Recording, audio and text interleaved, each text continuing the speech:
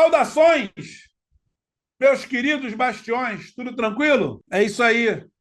Estamos aqui para o nosso bate-papo 4 sobre endividamento. E aí, nós precisamos definir algumas coisinhas, né? No momento em que estivermos ali no engatinhar da saída deste cenário de endividados. E aí, Arnaldo Vergueiro, este bastião que vos fala, vai começar a se aprofundar quando o conceito é nós precisamos ter um posicionamento mais voltados para uma realidade fática e começar a botar a mão na massa. Nós precisamos começar a analisar o que nós temos lá de conceito de dívida, que é o que já desandou. Vamos ter que começar a rever as nossas despesas. E aí, quando nós falamos nisso, nós começamos a pensar em que é inevitável, gente, o corte de gastos. Tem algumas coisas que nós precisamos entrar naquela trilogia do substituir, reduzir ou cortar.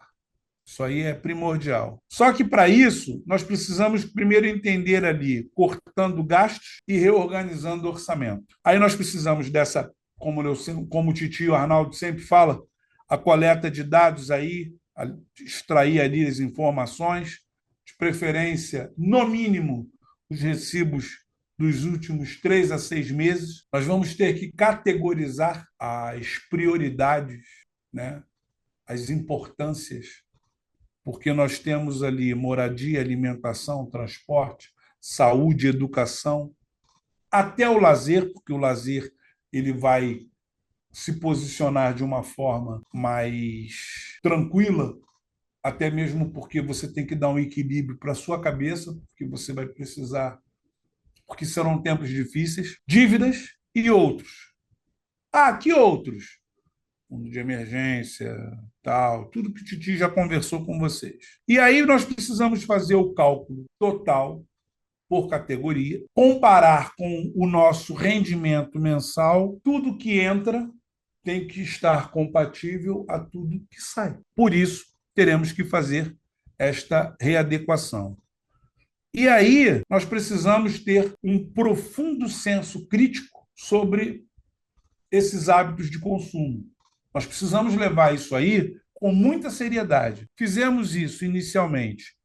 Vamos partir para a identificação do suposto supérfluo, porque tudo que eu falar, isso é supérfluo, possivelmente a pessoa que não tenha este controle, não tenha esta realidade nas suas mãos, ela vai raciocinar que o supérfluo é o quê? É necessário, quando não é. E aí nós vamos ter que rever duas categorias, o lazer e outros. Isso nós temos que analisar. Pequenos gastos recorrentes, cafezinho, delivery, snacks. Tão gostoso no meio do dia parar em algum lugar, comprar um biscoitinho, não é verdade? Paga no crédito. Olha aí, ó, o primeiro sinal de que você não está bem das pernas. Você não tem o dinheiro na conta, mas eu tenho crédito. É a mesma coisa. Não, não é. Lançar mão do crédito é lançar mão de um valor que você não detém naquele momento. Não esqueçam disso. Gente, outra coisa hoje super comum, você pegar e ter assinaturas.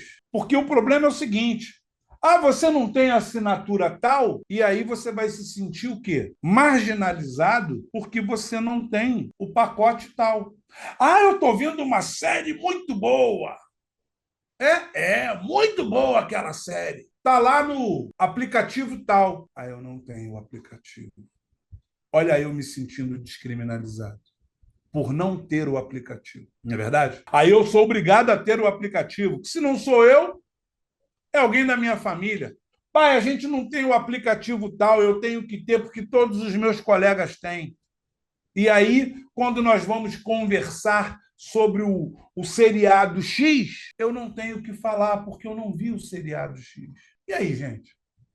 Como é que fica essa situação? Olha como a coisa é manipulada. Se você não tem assinatura X, você será uma pessoa fadada à marginalização. À margem. Você estará à margem daquele grupo social. Uma outra coisa, reduzir refeições fora de casa. Isso é importantíssimo, por dois critérios. Primeiro, por conta da tua saúde, que é a mais importante, a tua saúde orgânica, porque muita coisa do que é colocado nessa comida que você adquire fora de casa é imprópria para o teu organismo. E a sua saúde financeira. Você precisa rever esse tipo de coisa. E aí, gente, também as compras por impulso, que o Titi já falou. A ideia deles montarem um marketing tão bem feito que eles colocam aquele produto como um produto de primeira necessidade para você naquele exato momento. Olha o papo aí da assinatura. A assinatura, ela se torna um gênero de primeira necessidade, quando não é. E aí, nós precisamos fazer essa avaliação de planos e serviços, a princípio, por conta desta crise, desnecessários, para que possamos sair dessa situação com tranquilidade. E aí, para tudo, analisar uma coisa chamada custo-benefício. Olha só, quem trabalha aqui é a mamãe, quem trabalha aqui é o papai, a decisão final é nossa. Mas eu vou te dar o direito de arguir a importância de tal produto, de tal serviço. Fala por que isso é importante para você. E vamos decidir isso em conjunto. Entendeu? E aí, o estabelecimento de metas em relação à economia.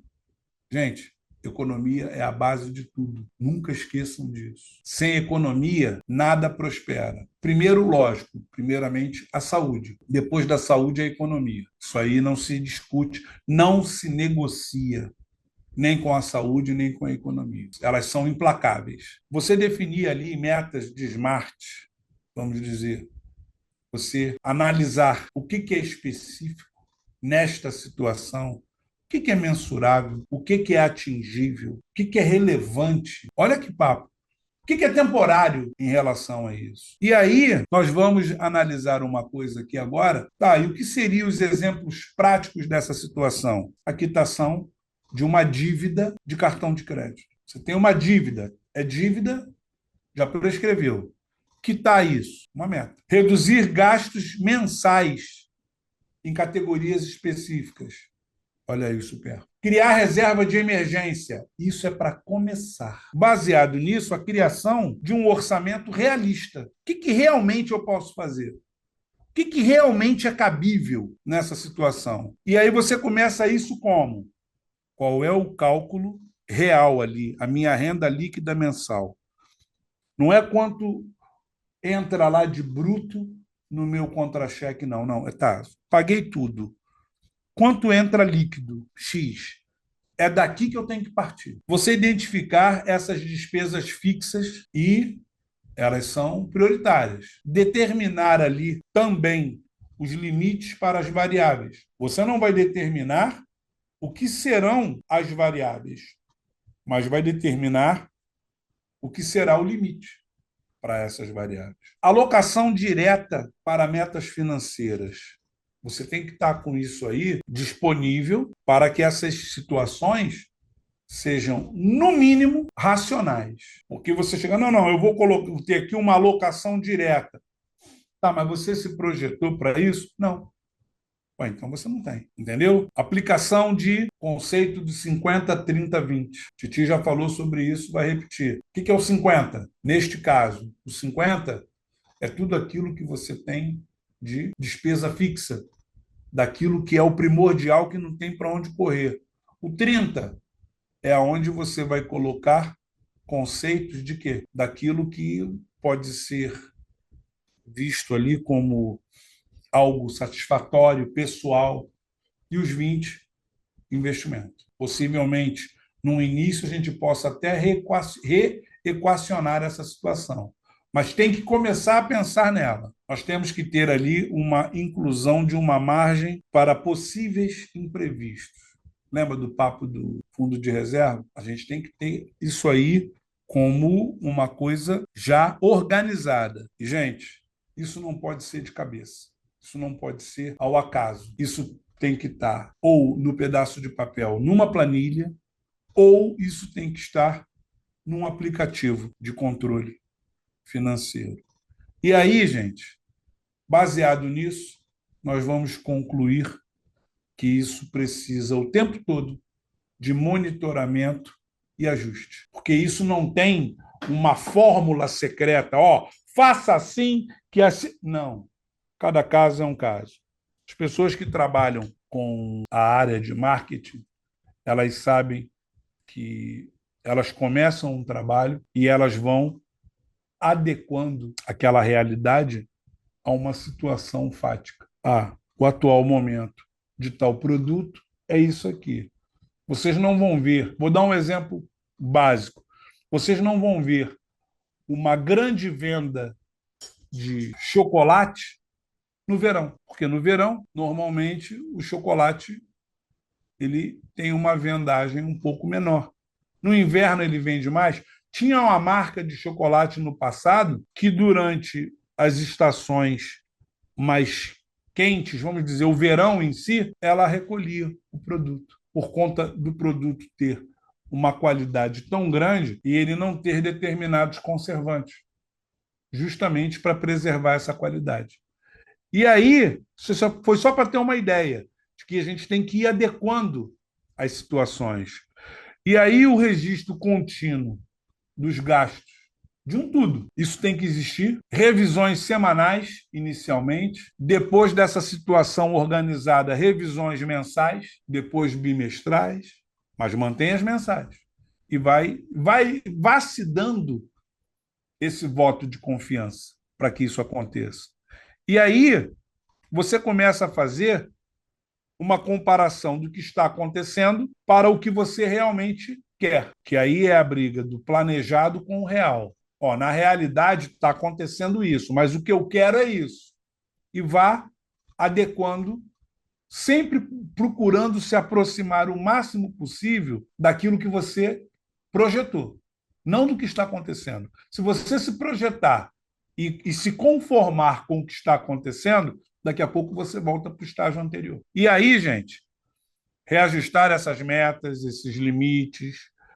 Por exemplo, você vai ver um filho que, de repente, ele logrou êxito em uma determinada tarefa. Vão existir pais que vão dizer, ele não fez mais do que a obrigação dele. Mas é muito bom para o coração dele e de toda a família que haja esse reconhecimento por essa conquista que ele tenha tido. Até mesmo por conta de uma valorização pessoal e um senso de responsabilidade. Porque amanhã, depois, ele conquista alguma coisa, ninguém dá valor, ele vai pensar, porra, para que eu vou ficar conquistando essas coisas? Ninguém reconhece. E aí, o reconhecimento e a comemoração, não precisa você se organizar para uma festa de 15 anos, como se fosse um feito nacional, mas faça o básico ali, alguma coisinha que dê a ele o direito dele pensar, poxa, a minha família reconhece as minhas virtudes. Isso é muito importante. E uma adaptação contínua para isso. Toda vez que o grupo, a família, todos alcançarem uma determinada meta, atingimos a meta tal, recompensa. É exatamente isso, recompensa. É muito importante. Gente, nosso papo de hoje é isso aqui, é essa a ideia. Estamos andando muito bem, estamos tendo reconhecimento daquilo que estamos fazendo. Semana que vem, bate-papo 5. Estaremos chegando na metade do nosso trabalho sobre endividamento. Ok, gente? Um beijão. Titio Arnaldo já está com saudade. Amanhã é educação financeira. Tchau, tchau, gente!